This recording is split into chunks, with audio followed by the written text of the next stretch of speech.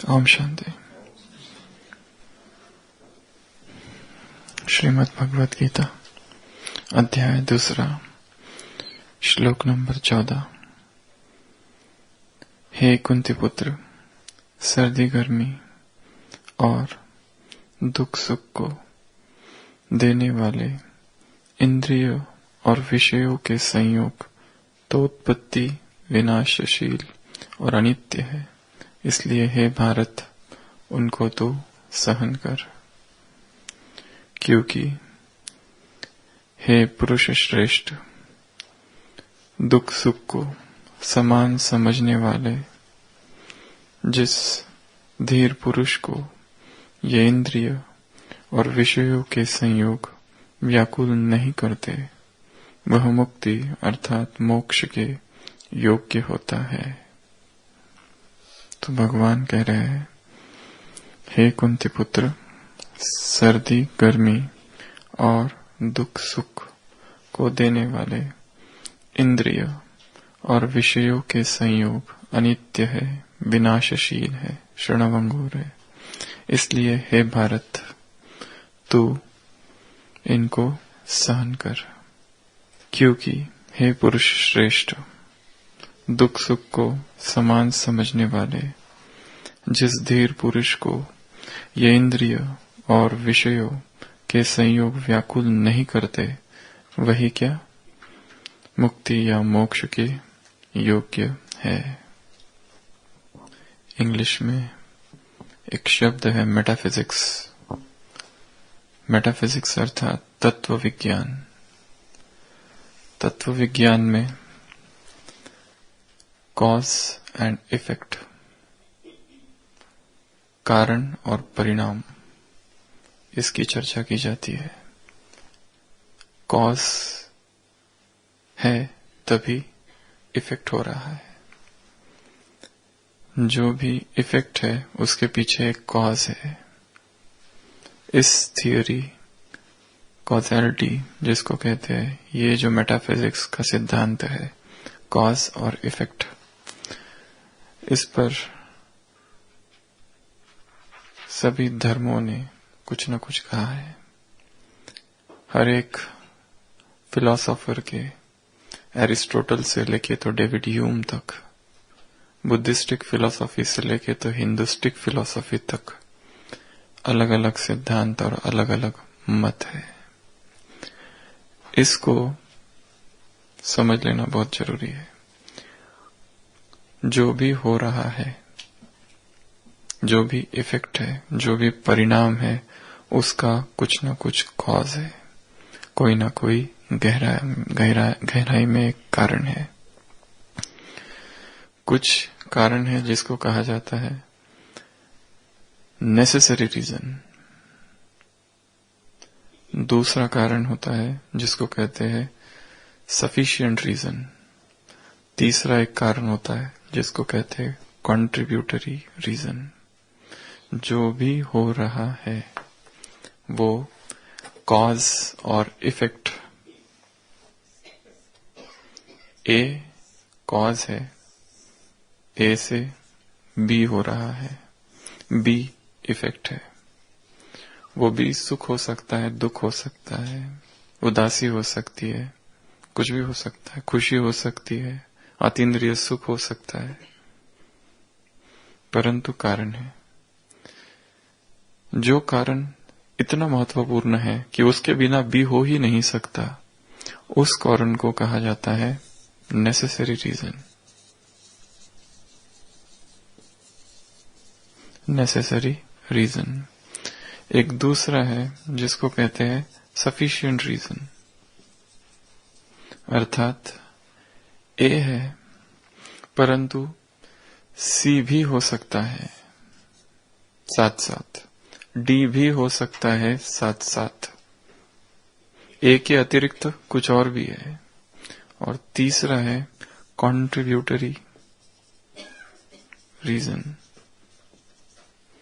Contributory reason अर्थात जो direct प्रत्यक्ष कारण नहीं है, परंतु मदद कर रहा है बी उत्पन्न करने के लिए। ये जो थियरी है कॉज एंड इफेक्ट, कॉजैलिटी या मेटाफिजिक्स इसको कहा जाता है। जब बी हो रहा है तो जरूर ए है। यहां दुख आया है, जरूर कुछ न कुछ ए हुआ होगा, या फिर कुछ न कुछ सफिशिएंट रीजन होगा उस ए के, मुख्य ए के साथ छोटा सा सी और छोटा सा डी कहीं होगा, या फिर कुछ कंट्रीब्यूटरी रीजन हो सकते हैं ई और एफ, जिन्होंने मदद की इस परिणाम को लाने के लिए। जीवन में जो भी हो रहा है इस कॉज एंड इफेक्ट की थियोरी के आधार से हो रहा है। हिंदू धर्म ने इसे कर्म का सिद्धांत कहा, कर्मा फिलॉसफी। भगवद गीता ने भी कई जगह पर इस पर चर्चा की है, इस कर्म के सिद्धांत पर। जो भी परिणाम हो रहा है उसका कारण कुछ ना कुछ है। भगवद गीता कहती है कारण एक तो आत्मा हो सकती है, दूसरा शरीर हो सकता है, तीसरा इंद्रिय हो सकती है, चौथा परमात्मा। अलग अलग कारण बताए हैं अलग अलग जगह पर। बी जो उत्पन्न हो रहा है वो ए से ही निकल रहा है। कारण बहुत सारे हो सकते हैं। यहाँ पर अर्जुन को कहा जा रहा है मात्रा स्पर्शास्तु कौन्तेय, मात्रा स्पर्शास्तु कौन्तेय अर्थात इंद्रियों से, इंद्रिय और विषय दो चीजें हैं। एक है इंद्रिय सेंसेस, दूसरा है विषय ऑब्जेक्ट। सेंसेस एंड ऑब्जेक्ट, इनका संयोग, ये जब मिल रहे हैं, स्पर्श से उत्पन्न हो रहे हैं सुख, इंद्रिय इंद्रिय से मिल रही है, या इंद्रिय ऑब्जेक्ट विषयों से मिल रही है। मात्रा स्पर्शास्तु कौन्तेय शीतोष्ण सुख दुखदा, इनसे उत्पन्न होने वाला जो सुख है और जो दुख है वो उतना ही अनित्य है जितना शीत और उष्ण, जितना ठंडी और गर्मी। इसलिए आगमा पाइनो नित्यस, आना और जाना इनका स्वभाव है। किसका? सुख का और दुख का। स्थितिक्ष स्व भारत, इनको तू तितिक्षा, तितिक्षा अर्थात तितिक्षा अर्थात तितिक्षा अर्थात तितिक्षा शब्द है। व्हाट इज तितिक्षा? तितिक्षा किसको कहते हैं? अंग्रेजी में अलग अलग शब्द है। एक है टॉलरेंस, सहन करना, उसके ऊपर है एंड्योरेंस, थोड़ा ज्यादा सहन करना, उसके ऊपर है फोर्टिट्यूड, सब कुछ बिना किसी भावना के, बिना प्रभावित हुए सहन करना। उसके ऊपर और एक है Spartan simplicity, Spartan, Sparta, Sparta नाम के गांव में जो लोग रहते थे सब कुछ सहन करते थे, कुछ उनको प्रभावित नहीं होते थे। तो यात्रा चालू होती है टॉलरेंस से, सहन करना, एंड्योरेंस उसके थोड़ा सा ऊपर, थोड़ा ज्यादा ही सहन करना, परंतु प्रभावित नहीं। टॉलरेट कर रहे, सहन कर रहे, परंतु दुखी भी है, मर मर के सहन कर रहे। उसके ऊपर है फोर्टिट्यूड, फोर्टिट्यूड अर्थात जरा भी कोई असर नहीं है, बहुत दुख दिया जा रहा है परंतु असर कुछ भी नहीं है। और उसके भी ऊपर सबसे ऊंचा जो शब्द है वो है स्पार्टा, स्पार्टन सिंप्लिसिटी जिसको कहते हैं। सब कुछ ऐसे सहन करना जैसे कुछ नहीं हो रहा है। मात्रा स्पर्शास्तु कौन्तेय शीतोष्ण सुख दुखदा, हे कुंती नंदन, हे पार्थ, स्पर्श से उत्पन्न जो सुख है, इंद्रियों और विषयों के संयोग से उत्पन्न जो सुख है, इनके समभोग से उत्पन्न जो सुख है, वो सभी सुख शीत उष्ण, ठंडी गर्मी के समान अनित्य है। वो सारे सुख आगमा पाई नो नित्यस, आने और जाने वाले हैं। जो आया है वो जाएगा। दुख होता है क्योंकि जो आया है उसको ये समझ लिया वो जाएगा नहीं और उसको पकड़ लिया। मिलन और विरह, सुख और दुख, जन्म और मृत्यु, जय और पराजय, हानि और लाभ, नित्य और अनित्य, सर्दी गर्मी, यश अपयश, पेयर्स ऑफ अपोजिट, इन सब में जब एक आता है, जब व्यक्ति दूसरे को देख लेता है तब दुखी नहीं हो सकता। यश में जो अपयश देख ले, सुख आया पर उस सुख अपने साथ क्या लेकर आया है? दुख भी लेके आया है। पर व्यक्ति दुख को भूल जाता है और सुख में डूब जाता है और सुख को ही सब कुछ समझ लेता है, परंतु वो सुख साथ में दुख भी लाया है। जो व्यक्ति दुख में सुख को देख लेता है, जो हो रहा है उसके विपरीत उसमें देख लेता है, वो अप्रभावित रहता है। बाकी जो केवल एक ही को देखता है वो दुखी हो जाता है या सुखी हो जाता है। तो हे कुंती पुत्र, आगमा पाइनो नित्यस स्थातितिस्तिक्षस्व भारत, तितिक्षा इनको तू सहन कर, क्योंकि अब आगे उत्तर है क्यों सहन कर, क्यों सहन कर। यम ही न व्यथयन्ते ते पुरुषशुभ समदुख सुखम धीरम। धीर पुरुष जो होगा वो क्या करेगा? सम दुख सुखम धीरम, दुख और सुख दोनों को ही समान देखता है। यम ही न व्यथयन्ते, वो व्यथित नहीं होता है, उद्विग्न एजिटेटेड एक्साइटेड नहीं होता है।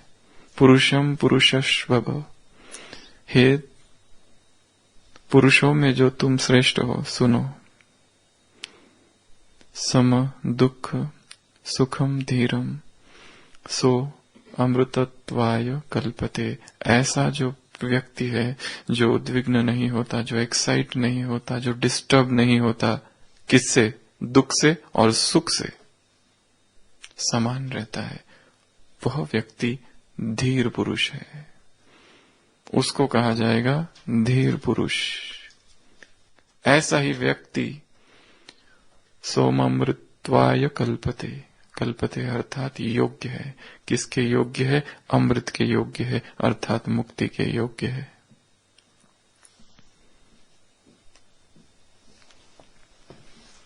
परंतु जब सुख आता है, व्यक्ति उस सुख में इतना डूब जाता है कि वो सुख जब तक दुख बन जाता है तब उसको होश में आता है कि ये सुख था ही नहीं, ये दुख था।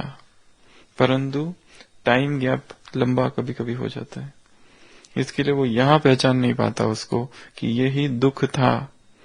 वो इस सुख को यही सुख था, ये इस सुख को सुख ही समझता है और धीरे धीरे यही सुख फिर एक दिन दुख बन जाता है और फिर उसको वैराग आता है। ये दुख यदि एक व्यक्ति है, फॉर एग्जाम्पल ए है, ए से दोस्ती की और एक दिन ए ने धोखा दिया यहां पर, तो ए से वैराग आ जाता है उसको। परंतु ए से वैराग आने के बाद वो ये नहीं सोचता, वो ये सोचता है कि ए ने धोखा दिया, इसके लिए वो अब बी को ढूंढने लगता है। फिर कुछ समय के बाद में बी भी धोखा देता है, फिर बी से वैराग आता है, फिर उसके बाद में सी को ढूंढता है। ये जो मित्र था यहां शत्रु बन गया। वो ये सोचता था जो मित्र है वो शत्रु बना, इसके लिए अब दूसरा मित्र ढूंढता है, फिर तीसरा मित्र ढूंढता है, फिर चौथा मित्र ढूंढता है। यदि वो ये सोचे कि मित्रता ही शत्रुता बन गई तो शायद ये चक्र आगे नहीं घूमेगा। पर वो सोचता है मित्र शत्रु बना, friend has become enemy, but let him think that the friendship has become enmity. यदि फ्रेंडशिप से ही वैराग आ जाए तो ये चक्र आगे नहीं घूमेगा, परंतु वैराग उसे व्यक्ति से आता है, इसके लिए परेशान होता है, दुखी होता है। यहां पर कहा जा रहा है जीवन में दुख और सुख ये दोनों आएंगे, तुम उन दोनों को ही अनित्य समझो। सुख को दुख को तो अनित्य समझ लिया, पर सुख को भी अनित्य समझो, क्योंकि व्यक्ति की आसक्ति सुख में भी है और दुख में भी है। जब दुखी होता है तो सुख ढूंढता है, और जब सुखी होता है तो दुख ढूंढता है। सुख में भी ज्यादा समय टिक नहीं पाता है, सुख के बाद उसे बेचैनी होती है। सुख मिलने के बाद, सुखी होने के बाद में दुख के मार्ग ढूंढता है, और मार्ग कैसे ढूंढता है? चाह से। जब साइकिल थी तो चाह थी कि जब कुछ भी नहीं था तो लगा कि साइकिल मिल जाए, साइकिल की चाह उसे दुखी किए हुए है। एक दिन साइकिल मिल गई, पर साइकिल मिलने के तुरंत बाद दुख चालू हो जाता है। जो चीज नहीं थी, नहीं होने का दुख था, अब मिल गई, अब मिलने का भी दुख है, क्योंकि अब चाह कुछ और है, अभी कुछ और चाहिए, अब इसके आगे का चाहिए, इसलिए अब वो छोटा हो गया, मिलते ही मिट्टी समान हो गया, व्यर्थ हो गया। फिर कुछ और खोजता है, फिर कुछ और मिलने के बाद टाइम लगता है मिलने को। यहाँ साइकिल थी, साइकिल से यहाँ कुछ भी नहीं था, कुछ भी नहीं से साइकिल मिलने को कुछ टाइम लग गया, तो उतना टाइम बेचैन रहा। फिर जब साइकिल मिली, गाड़ी मोटरसाइकिल मिलने तक कुछ समय रहा, यहाँ पर बेचैन रहा। फिर मोटरसाइकिल से कार मिलने तक यहाँ पर बेचैन रहा। फिर ये जो बेचैनी है, अब एक दिन उसको सब कुछ ही मिल गया। यहाँ पर घर बिल्कुल नहीं था, सड़क पर सोता था, सोचता था एक आध घर मिल जाए। एक दिन झोपड़ी मिल गई, झोपड़ी मिलने के बाद सोचता है कि झोपड़ी से क्या होगा, बड़ा घर चाहिए। फिर यहाँ घर बनाया, घर से क्या होता है, बंगला चाहिए, यहाँ बंगला बन गया। 10 साल में बंगला बना, 10 साल में बेचैन बेचैन बेचैन बेचैन बेचैन। अब 10 साल में सब कुछ मिलने के बाद अभी वो बेचैनी के संस्कार है, वो काम कर रहे हैं यहाँ पर। तभी तो साइकिल चलेगा। ये बेचैनी क्यों थी? क्योंकि वो मिल जाए। अब मिल गया, अब मिलने के बाद नई बेचैनी। यहां था कि कोई भी मुझे नहीं जानते, मैं कैसा हूं, अकेला, कोई भी मुझे जानते नहीं, मुझे सब जान जाए, मैं प्रसिद्ध और फेमस हो जाऊं। यहां पर इच्छा थी, बहुत कोशिश की, भाग दौड़ की, एडवर्टाइजमेंट, प्रमोशन, सब कुछ किया। यहां जाके व्यक्ति फेमस हो गया, फेमस होने के बाद तुरंत दुखी। यहां दुखी कुछ और कारण से, अभी सेलिब्रिटीज की अपने दुख है।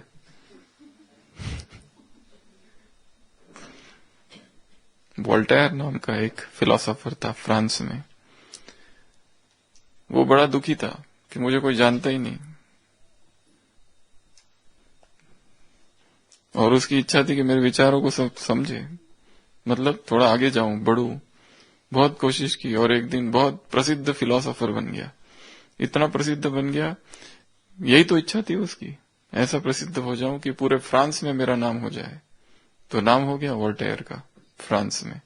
परंतु वहां ऐसी प्रथा थी उस समय, उस 17th-16th सेंचुरी में, कि ऐसा कोई महान व्यक्ति हो, उसके कपड़े का यदि टुकड़ा भी मिल जाए थोड़ा सा, तो बहुत बड़ा भाग्य खुल जाएगा। तो रास्ते से चलता था, लोग उसको पकड़ पकड़ के कपड़े फाड़ देते थे, उसके बॉडीगार्ड रख के चलना पड़ता था उसको कहीं पर भी। भारी पड़ गया उसको, सोचता था पहले ही ठीक था, कहीं आराम से घूम फिर सकता था, जहां जाना है वहां। यहां तो जहां जाओ लोग पागल कर देते। दुख तो वही रहा, पहले कुछ कारण कुछ था, अभी भी दुख है। क्या करो, क्या कहा यहाँ पर, हे कुंती नंदन, तू इंद्रिय और विषय से उत्पन्न जो सुख है इनको अनित्य जान।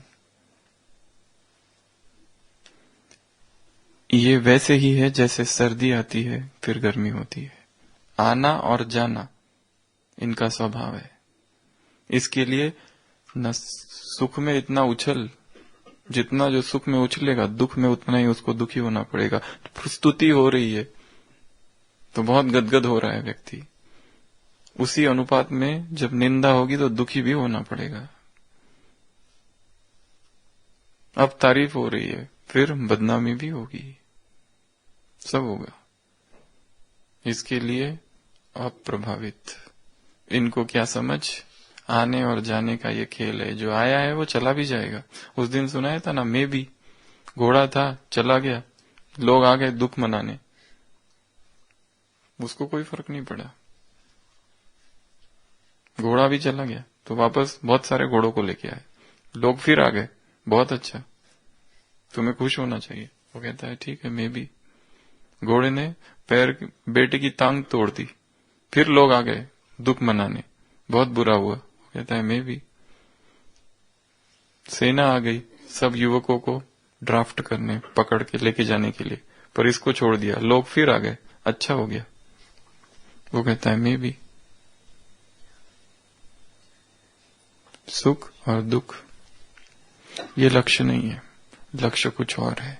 लक्ष्य ना सुख है, लक्ष्य ना दुख है, इन दोनों से जो परे है वो एक अवस्था है जिसको आनंद कहा जाता है। वो अक्षय है,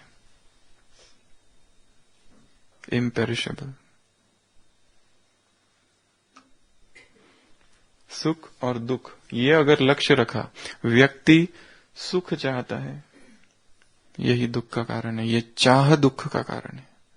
desire to become happy, desire to become happy makes him unhappy. जितना सुखी होना चाहता है उतना ही दुखी होता है। जितना सुख की चीजें बटोरना चाहता है वो चीजें मिलते ही दुखी होता है। जितने सुख के संग्रह करता है उतना और दुख का आह्वान करता है। जितना यश चाहता है अपयश साथ साथ पीछे आता है। जितना स्तुति के पीछे भागता है साथ साथ निंदा भी होती है, फिर वो निंदा उसे बहुत दुखी करती है और डिप्रेशन में डाल देती है। एक्सपेक्ट करता है चीज को, और ये समझते समझते बहुत टाइम हो जाता है। ये समझते समझते कि ये जो व्यक्ति था जिससे ए से दोस्ती की थी, ए ने एक दिन धोखा दिया, बी को ढूंढा, बी ने धोखा दिया, सी को ढूंढा। अमेरिका में एक व्यक्ति ने अपने अनुभव लिखा था, उसने 8 बार शादी की। पहली बार शादी की, कुछ महीने के बाद पता चला ये ठीक नहीं है, ये सुख नहीं दे सकती, ये स्त्री गलत है, शी इज रॉन्ग, उसको छोड़ दो, और उसको छोड़ दिया। ए को छोड़ा, फिर बी को पकड़ा, फिर बी को पकड़ा तो बाद में लगा कि ये सही है, वो ठीक नहीं थी, पर कुछ महीनों के बाद पता चला इसका ये भी गड़बड़ है, फिर इसको भी छोड़ा। फिर इसको छोड़ने के बाद कहा कि दोनों भी गलत थी, अब तीसरी को पकड़ना चाहिए, तो तीसरी को पकड़ा। तीसरी को पकड़ने के बाद भी बाद में पता चला कि ये भी उसी कैटेगरी की है, कोई ज्यादा भेद नहीं है। चौथी को पकड़ा, फिर कुछ कुछ थोड़ा बुद्धि चलने लगी, थोड़ा थोड़ा प्रकाश आने लगा, फिर भी इतना प्रकाश नहीं आया, आधा प्रकाश, अर्ध सत्य। फिर एक बार की, तब तक और थोड़ा ज्यादा समझ में आने लगा, पर यहां पर फिर पता चला कि ये भी वैसी ही है। फिर करते गया और 8 तक चालू रखा, 8 के बाद नहीं किया। फिर उसको पता चला कि प्रॉब्लम स्त्री में नहीं है, प्रॉब्लम प्रोसेस में है। एक से नहीं, सभी से वैराग। एक पुरुष से वैराग नहीं, सभी पुरुषों से वैराग। एक स्त्री से वैराग नहीं, सभी स्त्रियों से वैराग। कि नहीं तो एक को छोड़ोगे और दूसरे को पकड़ोगे। जैसे वो अर्थी उठाते हैं ना, एक कंधा थक जाता है तो फिर दूसरे कंधे पर लेते हैं, फिर दूसरा थकता है तो फिर इधर लेते हैं। कंधे बदलते रहता है व्यक्ति जो पकड़ता है, वैसे ही पकड़ते रहता है, इधर से बदलता है उधर, उधर से बदलता है उधर। अगर इस चक्र से छूटना है तो ये जो प्रोसेस है इससे ही बाहर निकलना पड़ेगा।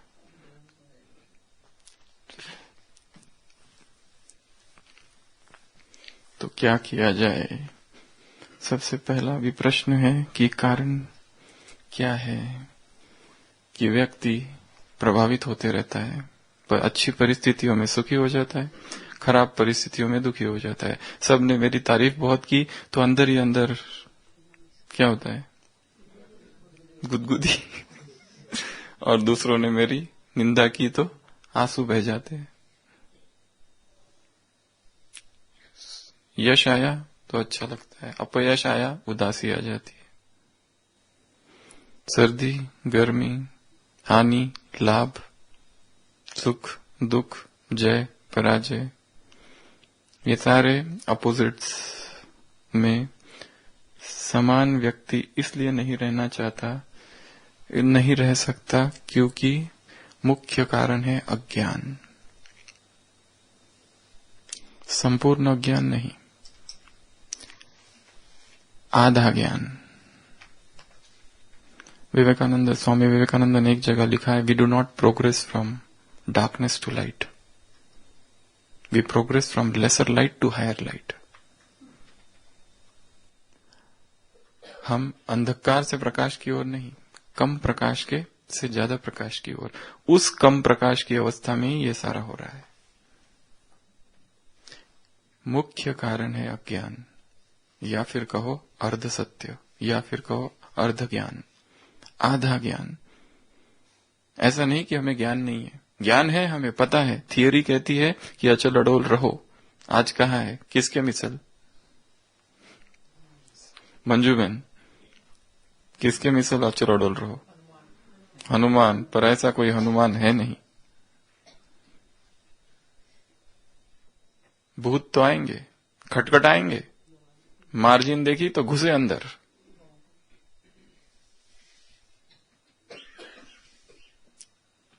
बात चोर है, सरदार है, हैरान करेंगे, सब करेंगे। तो मुख्य कारण है हाफ नॉलेज। इसके लिए यदि इन अप्स एंड डाउन से मुक्त करना है, एक ही मार्ग है, इंक्रीज नॉलेज। ज्ञान को बढ़ाओ। Half knowledge is worse than ignorance. Half knowledge जो है वो क्या है? अज्ञान से भी बदतर है। Is worse than ignorance. उदाहरण, इतिहास में एक उदाहरण है, महाभारत में ही सबसे बड़ा उदाहरण है एक। अभिमन्यु, आधा ज्ञान था, चक्रव्यूह में जाने का ज्ञान था, निकलने का ज्ञान नहीं था, इसलिए मारा गया। Half knowledge is worse than ignorance. जो परिस्थिति है उसमें क्या करना है, शायद हमारे पास पूर्ण ज्ञान नहीं है। स्तुति हो गई, इतनी स्तुति, अब कैसे हैंडल करना है स्तुति और स्टारडम को, उसका ज्ञान नहीं है।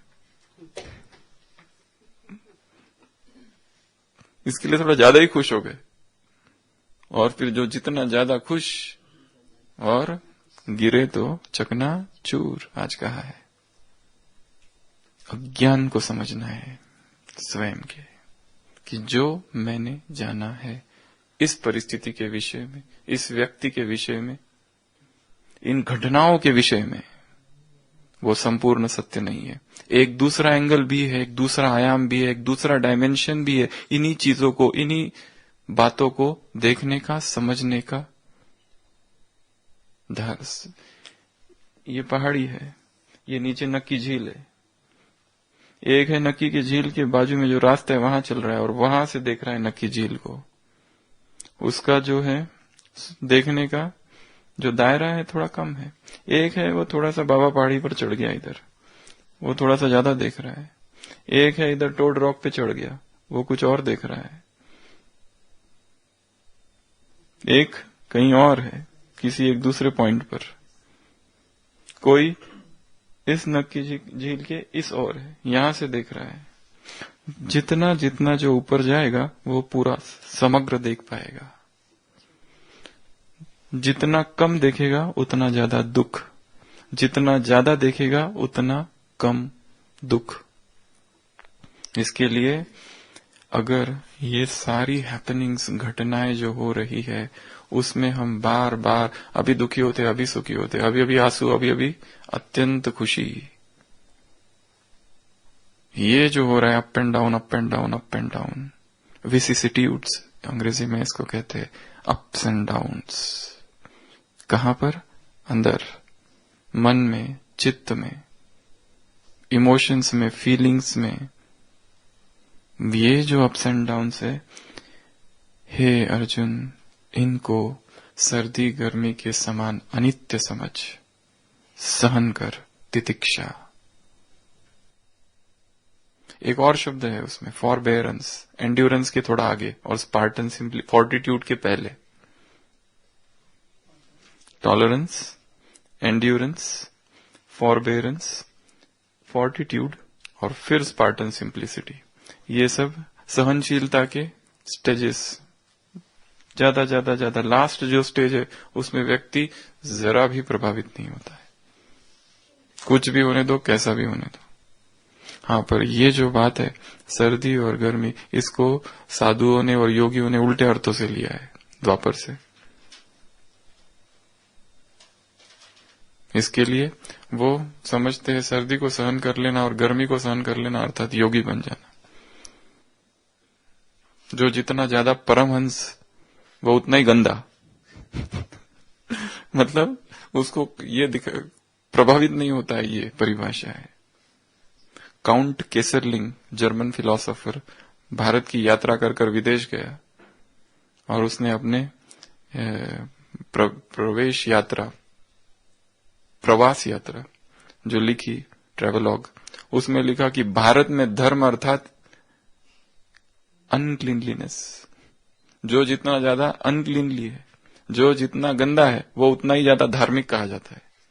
ये उसने अपने ट्रैवल लॉग में लिखा।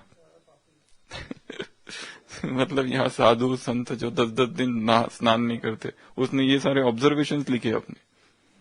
उसने ये ऑब्जर्वेशन लिखा, इन इंडिया रिलीजन मीन्स अनक्लीनलीनेस।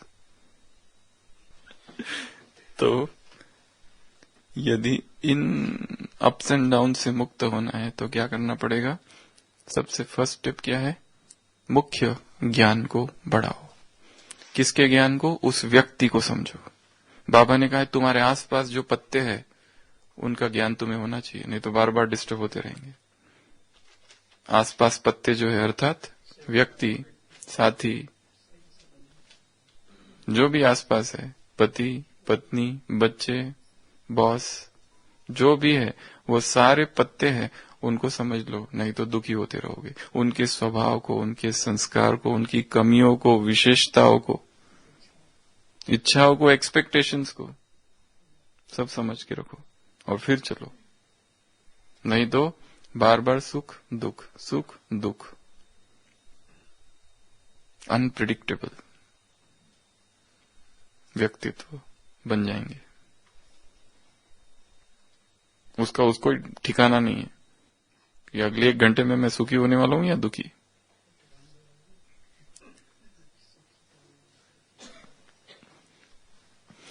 क्या किया जाए जो सुख और दुख में समान रहे?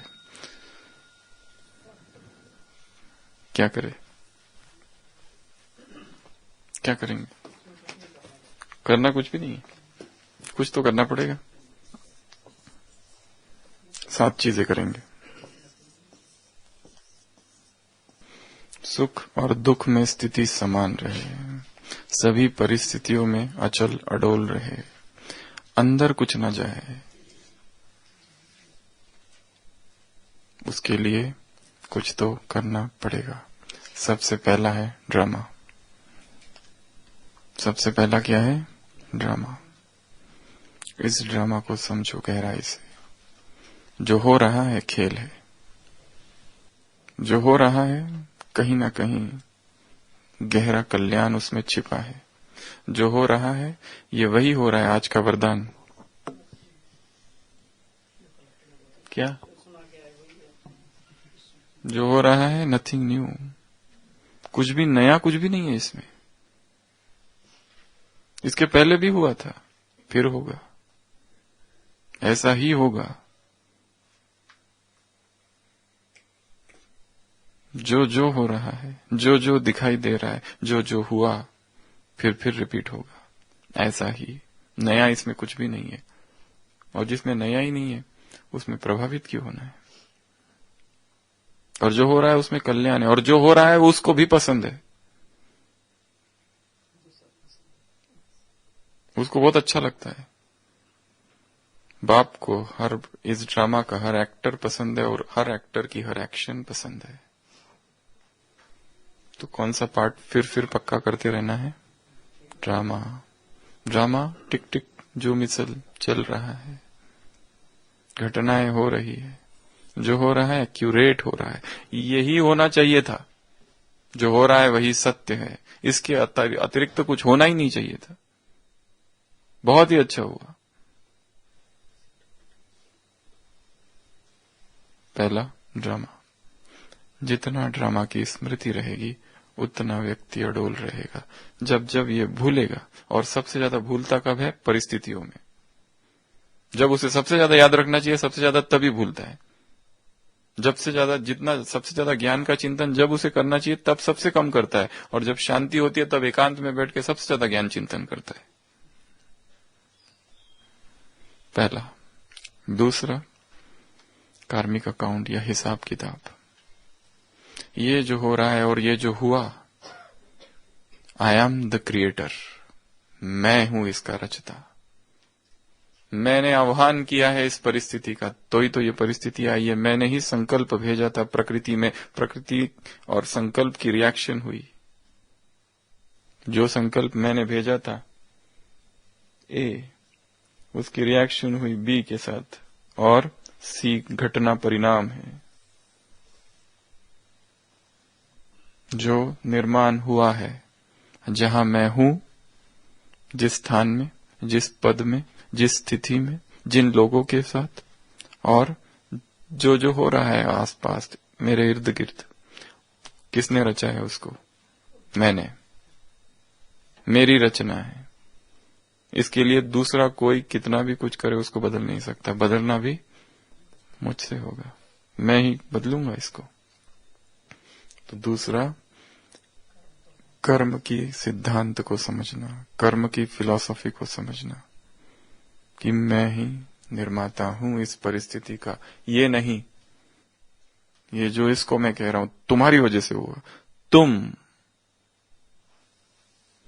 कोई मुख से नहीं कह रहा परंतु मन की उंगली उसके तरफ है, तुम्हारी वजह से। दूसरा, कर्म सिद्धांत। तीसरा, कैसे जीतेंगे? साक्षी भाव, डिटैच्ड ऑब्जर्वर। तीसरा, डिटैच्ड ऑब्जर्वर। सुख आया, दुख आया, अभी अभी ठंड थी, अभी अभी गर्मी है, अभी गर्मी और बढ़ेगी, फिर ठंड आएगी, फिर बारिश होगी, फिर कुछ होगा, फिर कुछ होगा। डिटैच्ड। अच्छा है रमणीक दृश्य देखा, अच्छा है रमणीक समाचार जाकर सुनाओगे, अच्छा तो है कि माँ बाबू का मानसून देख लिया और पहाड़ों की बारिश देख ली। ऐसी बारिश तुमको कहीं देखने नहीं मिलेगी। अच्छा ही है टेंट उड़ गए। दिल तब नहीं हिलेगा जब साक्षी रहेंगे, नहीं तो दिल हिलते रहेगा। वास्तव में दिल के हिलने का बाहर की स्थितियों से संबंध नहीं है। दिल ने पहले से तैयारी कर रखी है। वो तो टेंट उड़ जाना तो कारण था।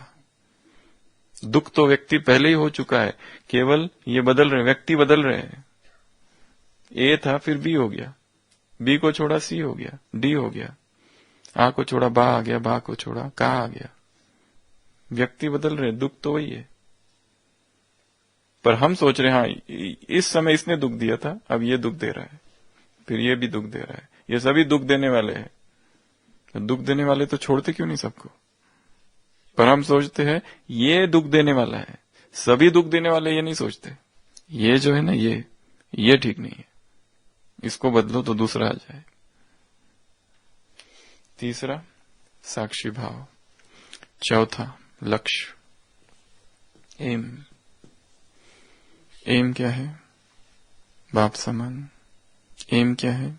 फरिश्ता। एम क्या है? देवता। एम क्या है? अचल अडोल स्थिति। एम क्या है? कर्मातीत। इस अवस्था में व्यक्ति हिलता नहीं है। ये इतनी ऊंची अवस्था है कि इस ऊंची अवस्था में ये सब चीजें नहीं हो सकती।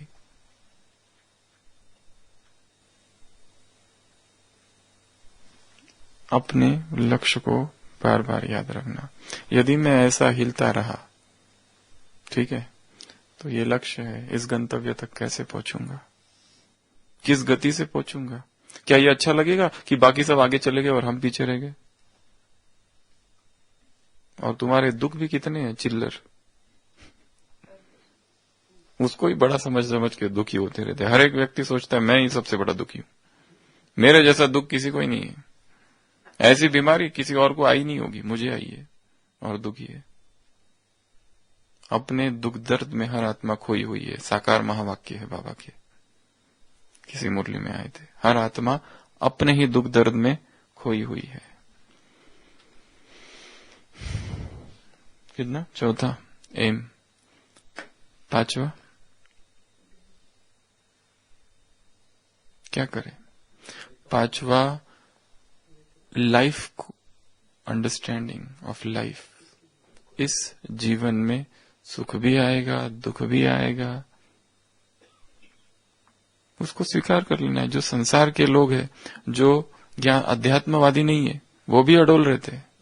क्यों? क्योंकि उन्होंने स्वीकार कर लिया है, कभी सुख कभी दुख, कभी धूप कभी छाव, हर घड़ी बदल रही है रूप जिंदगी। छाव है कभी है धूप जिंदगी, हर घड़ी बदल रही है, स्टेबिलिटी नहीं है। The only certain thing in life is uncertainty, the only stable thing in life is instability. इस दुनिया में एक ही चीज निश्चित है और वो है अनिश्चितता। अनिश्चितता, यही जो अनिश्चितता है, यही निश्चित चीज है, अर्थात कुछ भी निश्चित नहीं है। तो अंडरस्टैंडिंग लाइफ, लाइफ को समझो। लाइफ में ये सब होगा, इसमें ज्यादा टेंशन नहीं लेना है। डोंट माइंड, किसी ने कुछ कह दिया, किसी ने कुछ कर दिया, कोई ना कुछ तो करेगा कि नहीं। कांटों की दुनिया है तो कांटे लेके तो खड़े है ना। अमृत वेला पूरा हुआ, कांटा चुभा, गेट पर ही खड़ा है कोई कांटे लेकर, सीढ़ी से उतरा, कांटा चुभाया, कुछ करने गए, ड्यूटी पर गए, कांटा चुभा। कांटों की दुनिया है, कांटे तो चुभाएंगे। और चुभाना जब सबसे ज्यादा चुभता कब है? जब चुभाने वाला अपना हो, जिसको हमने दोस्त कह कर रखा है। शत्रु चुभाए तो ज्यादा फर्क नहीं पड़ता है। कौन चुभाता है? जब अपने। बाबा ने कहा, बाबा सबसे ज्यादा नहीं, रुस्तम से उसके पहले एक लाइन है, सबसे फर्स्ट क्लास कारीगर बाबा है, ऐसा है, कुछ है। तो सबसे ज्यादा तो माया इसी को आती है, बाप को ही आती है। कुछ एक दूसरा वाक्य है। तो क्या याद रखना है? ये अप्स एंड डाउन तो होते रहेगा। लाइफ मतलब ऐसी ही है, अभी धूप है, अभी छाव है। Accept it as it is. उससे क्यों संघर्ष करते हो? ये भी आएगा, वो भी आएगा, वो भी आएगा, वो भी आएगा। दुनिया में कितने लोग हैं संसार में, कितने मस्ती से रहते हैं। अभी कुछ हो गया, बिजनेस में लॉस हो गया, चलो ठीक है, दे इन्वेंट देयर ओन मेथड्स अपने आप को खुश रखने को। पिकनिक जाएंगे, सिनेमा जाएंगे, कुछ करेंगे, दोस्तों के साथ कुछ करेंगे, भूल जाएंगे, उसको पकड़ के नहीं रहते। ब्राह्मण कभी कभी लगता है ज्यादा ही पकड़ के रखते,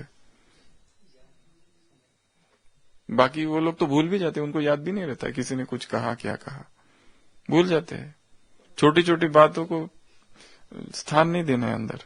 ये तो होएगी और तो होना ही है, अच्छा ही है हुई, हुई और चली। दो दोस्त लड़ते हैं उधर और दूसरे दिन ठीक भी हो जाते हैं। पॉलिटिक्स में भी क्या है, ऐसे ही है ना। दोनों एक दूसरे का विरोध करते, इतना विरोध करते, और दूसरे दिन देखा कि दोनों की दोस्ती हो रही है, फोटो हाथ में हाथ गले में हाथ डालते। अरे कल तक तो ये विरोधी थे, ये रातों रात पलट जाते हैं। आज कहा ना, बाप दुनिया को ही पलटाने आए हैं। हाँ, familiarity breeds contempt, so better. उस दिन कल कहा था, कल या परसों, फैमिलियरिटी ज्यादा नहीं जाना है, ज्यादा नजदीक जाना नहीं, ज्यादा फ्रेंडशिप ना हो। नहीं तो जितनी ज्यादा फ्रेंडशिप उतना गहरा दुख, जितना गहरा मोह उतना गहरा दुख, जितनी गहरी आसक्ति उतना गहरा दुख। दुख उसी अनुपात में आएगा जितने तुम अटैच हो, व्यक्ति से, परिस्थिति से, संबंध से। कहा थे पांचवा, understand life, accept life as it is. स्वीकार करो उसे जैसी है, जो है। वो कौन सा गीत है, ए जिंदगी गले लगा ले, हमने भी तेरे हर एक गम को गले से लगाया है ना। तेरे हर गम को हमने गले से लगाया, तू भी हमको गले से लगा ले, ए जिंदगी गले लगा ले। ये वर्ल्डी फिलॉसफी सारी 5वीं पॉइंट में। दुनिया वाले जो भी करते हैं, ये अगर आपको लगता है ये ज्ञान बहुत ही ओवरडोज हो रहा है, छोड़ो इसको बाजू में। 5 वाला ठीक है, ये अपने टाइप का है। ये तो थोड़ा बहुत ही धर्म और बूढ़े बड़े लोग उनके टाइप का है। ये थोड़ा अपना मॉडर्न, सुविधाजनक, कन्वीनियंट लग रहा है। ये थोड़ा अपने टाइप का है। लाइफ में ये सब होगा, ऐसे शब्द यूज करने का। लाइफ, अभी हम तक जीवन और ऐसी बातें कर रहे थे, बाप समान जीवन सारी ऊपर से जा रही थी। अभी ये अपने टाइप का है। लाइफ मतलब एक्सेप्ट करो, खुशी रहो, हैप्पी गो मेरी, और आगे बढ़ो। अप्स एंड डाउन तो होगा ही। Accept it, all have accepted. दुनिया में द्वापर से अब तक सबके जीवन में ऐसे हुआ। सब दुखी होके थोड़ी ना बैठे रहे, उदास होके थोड़ी ना बैठे रहेंगे। या वो तो it's a path of thorns, कांटों का मार्ग है। अगर कोई साथ ना दे तो एकला चलो। अब आ जाओ 6th पे। 6th अर्थात, if they answer not to thy call, walk alone. If they desert you while crossing the wilderness, open thy heart and speak out alone, walk alone. एकला चालो रे, एकला चालो रे। रविंद्रनाथ टैगोर की पोएम है, एकला ही चलना है। 6th, स्वमान। स्वमान से स्थिर रखना स्वयं को। हजारों स्वयं समाने, कोई भी स्वमान लिया जा सकता है। स्वमान के अभ्यास से स्वयं को स्थिर कर देना परिस्थितियों में। मैं अचल अडोल आत्मा हूं, मैं महान योगी हूं, निंदा स्तुति जय पराजय हानि लाभ मुझे स्पर्श भी नहीं कर सकते। मैं स्थित प्रज्ञ योगी हूं, मैं तपस्वी हूं। ये जैसे कि हमारा मरजीवा जन्म है, इस दुनिया से हम मर चुके हैं। ये पावरफुल संकल्प है। इन संकल्पों के सामने ये सारी परिस्थितियां बहुत छोटी है। और लास्ट, सबसे महत्वपूर्ण, बाप की याद, बाप की छत्र छाया, बाप का प्यार, बाप की मदद, बाप का साथ, परमात्मा साथ, God's company, God's love, God's help, ये सब होगा। तो ये सब क्या है, आंधी तूफान बहुत छोटे हैं। इसका जीसस क्राइस्ट अपने शिष्यों से कहता है, जाओ जाकर मेरा संदेश दो। वो कहते हैं, नो दे आर हॉस्टाइल, वो हमको मारेंगे पीटेंगे, सारे लोग विरोध में हैं आपके। You're very here is numbered. वो कहता है उनको, तुम्हारे सिर पे जितने बाल है ना, एक एक गिना हुआ है, कुछ नहीं होगा। You're very here is numbered. जाके राखे साइया मार सके ना कोई, तुम्हारे सिर का बाल भी नहीं बाका होगा। Your very here is numbered. गिने हैं मैंने, कुछ नहीं होगा, जाओ। तो परमात्मा साथ, परमात्मा मदद, परमात्मा छत्र छाया, परमात्मा साथ, परमात्मा अनुभव, ये सब मेरे साथ है। तो ये अप्स एंड डाउन्स, ये सुख दुख जय पराजय हानि लाभ निंदा स्तुति, सर्दी गर्मी, खेल है। कुछ नहीं है, गॉन है, इनसिग्निफिकेंट। तो आज इस पर काम करना है। मैं धीर आत्मा हूं, धीरज, धैर्यपूर्ण आत्मा हूं, धीरज हूं, अचल अडोल, सुख दुख, नित्य अनित्य, ये सब सर्दी गर्मी के समान है, आए चले जाएंगे। आए है मतलब जाना है उनको। जो आने में जाना देख लेता है वो सुखी होता है, और जो जाने में आना देख लेता है वो भी ज्यादा दुखी नहीं होता। दोनों ही, मृत्यु में, जन्म में जो मृत्यु देख ले, मृत्यु में जो जन्म देख ले, मिलन में जो विरह देख ले, विरह में जो मिलन देख ले, ये अभ्यास करना है। जो हो रहा है उसके अपोजिट देख लेना उसके अंदर, तो फिर व्यक्ति स्थिर रहेगा। यश आ रहा है, चंद्रगुप्त मौर्य विजय यात्रा करके आता है, बहुत जश्न मनाते, चाणक्य आके कहते हैं, why are you wasting your time in celebrations. वो कहते हैं, अरे आप ही ने तो कहा था ये यात्रा मेरे जीवन की सबसे महत्वपूर्ण यात्रा, ये अगर मैं जीत जाऊं तो और कुछ करना बाकी नहीं है। वो कहता है, वो तो ऐसे ही कहा था, अभी आगे की तैयारी करो, don't waste time in celebration. ये जश्न मनाने में टाइम वेस्ट कर रहे हो। Do not waste time in celebrations, preparedness. ओम शांति।